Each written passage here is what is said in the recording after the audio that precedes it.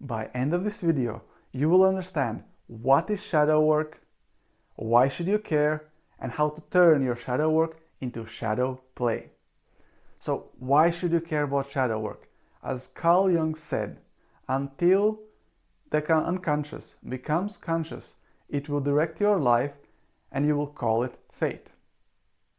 What it actually means is that more than 95% of your behavior, that means body language, facial muscles, internal organs, everything in your body is controlled by your subconscious. So whether you smile, your interactions with people, so most of it is controlled by your subconscious. And if you don't do anything about it, it happens as it happens. All the subconscious programming from your society, from DNA, ancestors, everything that happens just happens willy-nilly, and at worst you become a victim. At best you rely on luck. I assume you're not the person who wants to leave things to luck. So you want to have certain control in your life, and you have certain ambitions and goals to achieve. And obviously it's really hard to achieve these goals if you rely on winning a lottery, if you don't have a strategy. So just hoping and wishing, not very reliable in my experience. So shadow work is a tool that allows you to gain conscious control over your subconscious, integrating it, embodying it, and transforming it into asset. So that's why you should care. Basically, you get control over your life to get what you want faster, easier, and have more fun in the process. So what is shadow work in first place? So how I like to relate to it, it's allowing emotions to flow from pure place in heart. So what it means is that I observe emotions, I allow them to flow without repressing, suppressing, ignoring these emotions. I just let them be. If they're needed, I observe them, I take them in. If they're not needed, I let them go, I let them be. And all that from light-hearted attitude, which turns the work into a play. This light-hearted attitude coming from a place that I know I am love, I am happiness, I am peace, I am bliss, I am fulfillment. And whatever happens, whatever appears, whatever emotion appears to disappear, it's okay, because I am love. It doesn't define me. And that allows me to have it more light-hearted attitude. Often, shadow work is also described as shadow is unconscious. Why is it shadow? It's usually understood as this dark side, the negative things and all these things that we don't face it, trauma, childhood things, and thing that needs healing. That's something you also can see it as. However, usually this kind of perspective comes with lots of resistance, guilt, shame, and heavy feelings, which nothing wrong with them. It's just that perspective I don't personally find very practical in specifically turning shadow work into shadow play. When I want to deal with play, I rather use it playful terms. So yes, all these perspectives are true and valid, and you can see it as things put in subconscious mind by subconscious repression, or maybe sometimes conscious repression. And just because it's there and just because it got repressed doesn't mean it's bad. It's there because at some point it felt not needed, not useful, maybe a nuisance, maybe it was a discomfort, and it was easier to put it in out of the sight. And that's it. It was more convenient to do it. And at some point it might be very useful to get it back out to the conscious, release it, let it go, because let's say you have some kind of fruit. You get a nice fruit, but you're not hungry, so you put it in your backpack. So you go on a hike, let's say it's banana. Bananas are really nice hiking fruits, because by the end of the hike, they're mush. So I'm joking here. So yeah, let's say you have a banana. It's a nice banana. You want to eat it later, not now. So you put it in your backpack. It's out of your sight, so it's in your subconscious. So you go on your hike and you find more bananas. You keep putting them in your backpack, and at some point, you start thinking, what's happening with those bananas? You might bring them to the consciousness. Or you maybe get hungry and you realize, oh, there's a banana in there, let me take a banana out. Or maybe you, after a hike, a few months later, you realize, what's that smell? And you go to your backpack, oh yeah, I put in bananas in there. So depending on what happened, you might have some bananas in your backpack. So you might have some emotions in your subconscious that you might want to face, unless you want to face the consequence, like stinking banana down the road. So that's the shadow work. So it's basically something that's out of your sight, which is useful to face at some point. And how do you actually do it? The framework I like to use is very simple, 3-step process, and it starts with observation, embracing, and embodying. Very simple. Observe, embrace, embody. 3 steps. So observation, the first step, it's basically realizing that you are observer, that you are love, happiness, peace, bliss, fulfillment. You are a spirit observing your experience. So that means you're not your mind, you're not your body, and you're not your heart. You're just observing all these things. That means you're not your thoughts and not your emotions, not even your physical senses. So there's a gap between you as an observer and observation. Anything that you observe, thoughts, feelings, beliefs, stories, past, all this is just observation. And you can create a gap. Why it's important to have a gap? Because you want to observe without judgment. You want to observe as a neutral party. You don't want to be identified with it specifically. And it's easier to do it with distance, so it allows you to be more lighthearted with it. And that's what turns it in a shadow play. You're just observing, like watching a movie. See it as watching a movie or playing a game. You're just there to enjoy the show. That's it. Enjoying the show. Easy? Easy. Next step is embracing. Well, what does it mean, embrace?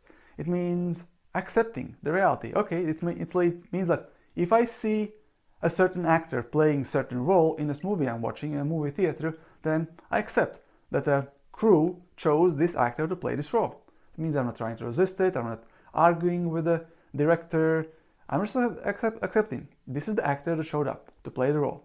Okay, this is actor, I accept the actor, I enjoy the show. I allow myself to feel whatever shows up. I allow myself to feel the feelings as they appear. And when it comes to feeling the feelings, what I find is useful is, instead of feeling the labels of the feelings or trying to interpret what they mean, is start by observing the physical sensations. So what are the sensations? Second thing that allows me to accept and really embrace the feelings without resistance and really hold the space for the feeling and me feeling the feeling is realizing that me as a human, I'm unable to distinguish between spectrum emotions very often. Like, for example, it's physically impossible for me to distinguish between anxiety and excitement. It's exactly the same sensation in body. If you feel it, it's the same. And then, why there's a difference between, so now we want to ask, like, what is the difference between anxiety and excitement? So why do I feel there's a difference? Well, the difference comes when you receive the sensation from your body, you add a story on top of it. And that story determines where does this feeling end up in your spectrum. Where it's interpreted as anxiety, something bad, something to worry about, and then it adds some worry on top of it, like making a cake, like a cherry on top and all these things. Or you see it as excitement. Ooh, there's something nice to expect. And then same feeling. Your body would not know the difference. Your mind is the one that puts a story on top. Often, subconsciously, it's something that you've been trained to or inherited. But that's the thing. And if you remember that you really don't know what you're feeling, if you really accept yourself that, wait, what am I feeling?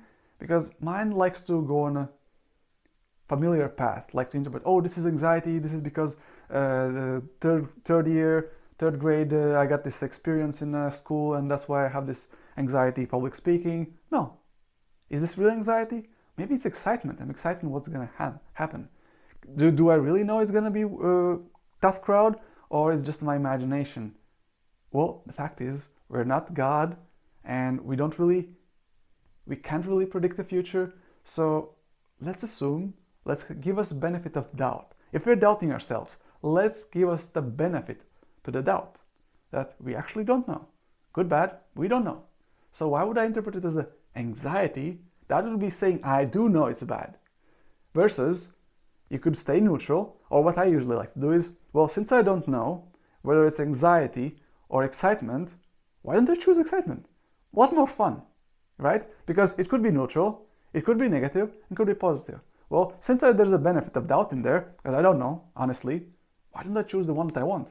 Like if you go to the ice cream shop and give an option, should I eat mango sorbet, vanilla sorbet, or a chocolate sorbet? Well, do you have a preference? Or you just give me anything? Like, I mean, I eat all. I don't care today. Well, there's no shame in having excitement of choosing whatever comes up. However, most of the days I do have a preference. And some days it's vanilla and some days chocolate, some days mango, So you get to choose. So you have a choice how you observe and how you embrace the feeling. Allow yourself to be. And next important aspect, when you embrace the feeling, outcome of embracing the feeling is awareness that this feeling is a gift. That this feeling, this sensation, this experience that I'm observing right now comes with some kind of value, lesson, something to be gained from it, something that's valuable for me. And once you realize that everything in your life is rigged in your favor, it's for you because you live in a friendly universe and you are fulfilled and everything comes as a gift for you. It is easier to embrace and accept the current feeling, even if it feels like rage or anger or discomfort, butterflies in the stomach. Butterflies in the stomach, what does it mean? I don't know. You see? So it's a gift. Okay, you don't know. Let's start with that. Let's accept the feeling. There's some kind of tingling sensation in the body. I can live with that. Let it be. Let me get curious about it. No resistance, not trying to push it away, not try to make a story out of it. Just allow it to be. Knowing that it's a gift. There's a value in feeling it, and there's a value of you going through this experience of feeling it. And now we come to the final step of embodiment. However, sometimes it is hard for us to go through the process of embodiment because the feeling is just too tense. It's too intense and we cannot make sense of it. Therefore, it is useful to go through things of embodiment. So, and a few things that I can do is release emotion, or I can transform it. So basically embodiment comes in stages, and the first step is going back to observation. So sending it back to observation. And the tools I have in transformation is either I can release emotion, I just let it go, I don't identify it, I just observe it. And as I release it, I observe it to dissipate. Or I can transform it. And as I transform it, I can act on it, I can express it, or I can transmute emotion. As I act on emotion, I transmute energy of the feeling I feel into movement of energy. Or like let's say I feel angry, so I go for a run. I transmute the energy, I change the energy from feeling sensation that there's not something needs to be done into physical movement. So I move my body. Simple action.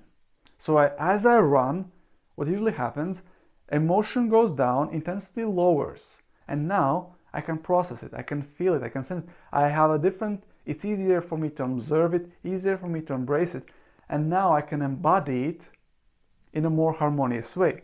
Because outcome of embodiment stage is that I embody emotion in harmony. And sometimes it takes time and steps. So what else can I do with emotion? I can express it. I can speak to the friend, I can shout, I can scream. So there's so many ways what can I do with the emotion? And very often I just want to shake it off. I want to share my story, commiserate. Sometimes healthy, sometimes not. Maybe I want to call my coach, therapist, friend, speak to a dog, speak to a tree, hug a tree. There's so many ways how I can allow myself to feel the feeling, especially when it's high intensity, to bring it down to manageable states through acting and expressing till I am able to, and sometimes it could be emotional transmutation, where I internally start feeling anger, and then I start feeling a joy because I realize that anger is connected to that desire, and this desire brings me joy, and that means it gives me motivation to take an action that I plan I will take in the future. So this is, in a nutshell, how you turn shadow work into shadow play. So you observe the emotion without attachment, without judgment, then you accept it, you embrace it from pure place in your heart. You accept whatever's there, you get curious about it, and know there's a gift behind it. And you start looking for a gift. You send your brain to look for a gift. And as you look for a gift, as you see the gift, you integrate it in your body. You harmonize yourself with your vision, with your dream, with your desire, or just with love, or feeling good. Sometimes just feeling good be a good anchor, good place to be in. And to get there, you can release emotion, let it flow, just observe it, through observation, not doing nothing, just observing. And as you observe, you will notice that there are parts of you that hold on to this emotion. Usually it's subconscious action that's been taken. There's a part of you that holds on, like it has this fear of letting go of emotion. And then it has the fear of facing the fear. So that's why you're not aware of it. And for a long while, it's like you're not aware of the fear, holding fear, holding fear. So there's like these Russian dolls. You can fear, and basically you're fearing the fear, which kind of doesn't make sense, but in reality, that's what happens. And once you face the fear of facing fear, you go down the road realizing that there's no fear. There's nothing to fear except fearing the fear. And as you go through this process, you're able to release just by observing and embracing, and there's nothing really to do. Just sit there, meditate, observe, let the emotions flow naturally.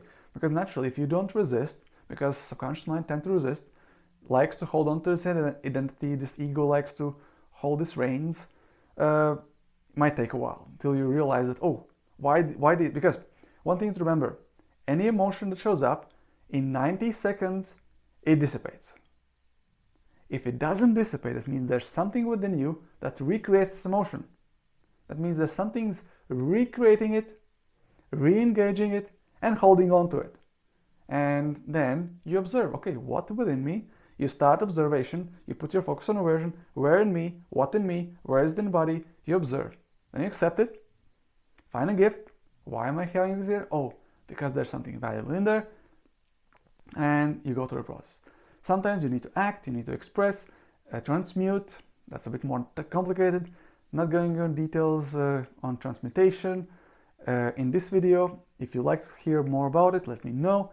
I gladly go through this topic again with you in a deeper level. But that's essentially shadow work.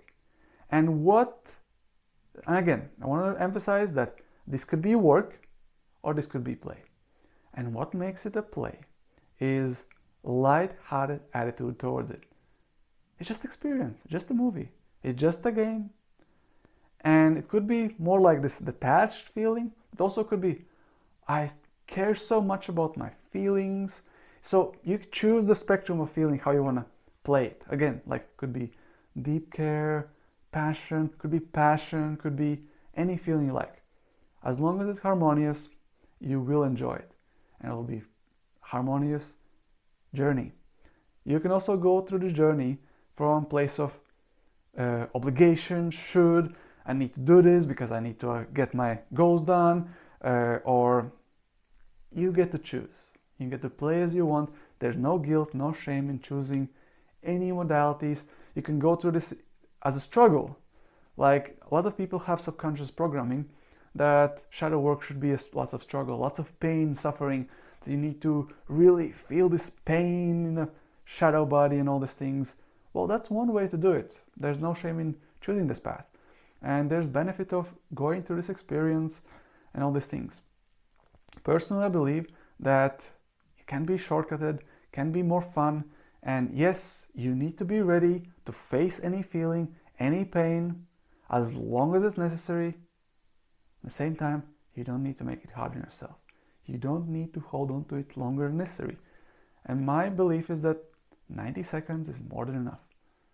And often there's some kind of subconscious resistance to release, and it takes time, and it may take time as long as it takes, and it's all fine, till I realize what part of me is holding on to the suffering, and it's all good. I accept it, embrace it. That's the embrace section. That's all good. Suffering, okay. Something within me is creating it. I accept it. I embrace it. I look forward, finding it, releasing it, and going forward with lots of fun, flow, ease, flow, and grace. So I trust this video has been very helpful, has brought light to realizing that emotions are a good thing. It's just an energy in motion, and all emotions come with a gift. As long as you come from a pure place in heart, knowing that your soul full of love, happiness, peace, bliss, fulfillment. So have it magical.